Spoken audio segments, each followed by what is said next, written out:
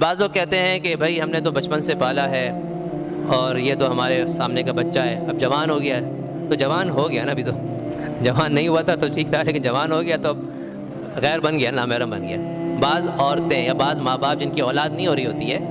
وہ اپنے بھائی کے بیٹے کو پالتے ہیں، بہن کے بیٹے کو، یا کسی رشتہ دار کے بچے کو لے کر پال لیتے ہیں، بیٹی کو لے کے پال لیتے ہیں۔ اس میں بھی یہی مسئلہ ہے،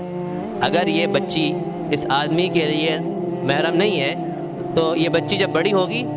تو پھر اس آدمی سے پردہ کرے گی، اگرچہ وہ اس کے لیے باپ کی طرح ہے کیونکہ اس نے پالا ہے اس کو۔ اور اگر بچہ ہے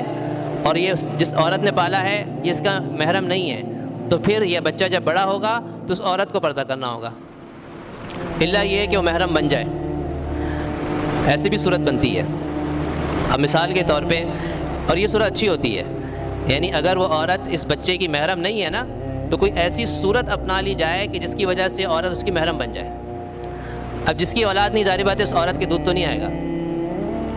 تو دودھ تو یہ پلا نہیں سکتی، اس بچے کو لے کے پالنا تو شروع کر دیا لیکن دودھ نہیں پلا سکتی ہے۔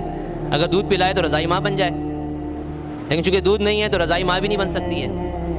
اب اس کی ایک صورت یہ ہے کہ اگر اس عورت کی بہن ہے وہ اس بچے کو دودھ پلا دے تو اس سے یہ ہوگا کہ جس بہن نے دودھ پلایا وہ رضائی ماں بن گئی اور یہ عورت اس بچے کی رضائی خالہ بن گئی اور اس کی محرم بن گئی، اب پردے کی ضرورت نہیں ہے۔ تو یعنی یہ صورت بھی اپنائی جا سکتی ہے کہ جن لوگوں کو فکر ہوتی ہے پھر وہ یہ صورت اپنا لیتے ہیں کہ بھائی ہم نے مستقبل میں چل کے پردہ کرنے کا مسئلہ آئے گا تو اس لیے کوئی ایسی صورت اپنا لی جائے جس سے بچہ محرم بن جائے، یا بچی ہے تو بچی کے ساتھ بھی یہ صورت اپنائی جا سکتی ہے۔ اب بچی کی صورت یہ ہو سکتی ہے کہ جس مرد نے اس کو لے کے پالا ہے اس مرد کی بہن اس بچی کو دودھ پلا دے، تو اس سے کیا ہوگا کہ وہ